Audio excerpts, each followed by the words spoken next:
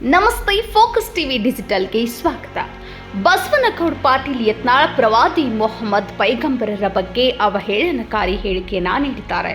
ಹೌದು, all India Majlis e Ittehadul Muslimeen party ಎಲ್ಲ ಸದಸ್ಯರೊಂದಿಗೆ ವಿಜಯಪುರ ಜಿಲ್ಲೆಯ ಶಾಸಕರಾದಂತಹ ಬಸವನಗೌಡ ಪಾಟೀಲ್ ಯತ್ನಾಳ್ ವಿರುದ್ಧ ಹರಿಹಾಯ್ದರು.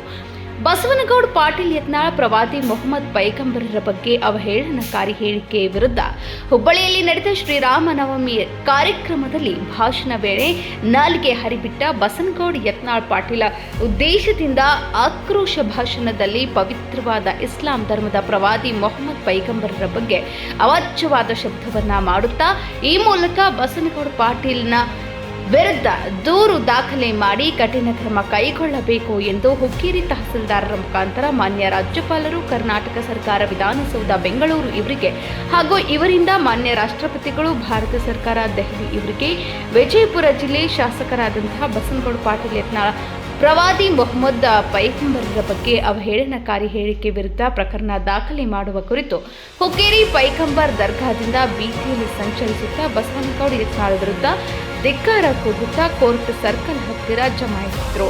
All India Majlis e Ittehadul Muslimeen party Hukkeri taluk ಅಧ್ಯಕ್ಷರಾದಂತಹ ಮೊಹಸಿನ್ ಎಂ ಮುಲ್ಲಾ ಹಾಗೂ ಸರ್ವ ಮುಸ್ಲಿಂ ಬಾಂಧವರು, ಯುವಕರು ಪ್ರತಿಭಟನೆ ಕಾರ್ಯಕ್ರಮದಲ್ಲಿ ಭಾಗಿಯಾಗಿದ್ದರು. Bureau report Nasir Sutar, focus TV digital, Hukkeri. All India Majlis e Ittehadul ಮುಸ್ಲಿಮರ ಒಂದು ಕಮಿಟಿ ಮನವಿಯನ್ನು ಕೊಟ್ಟಿದ್ದಾರೆ.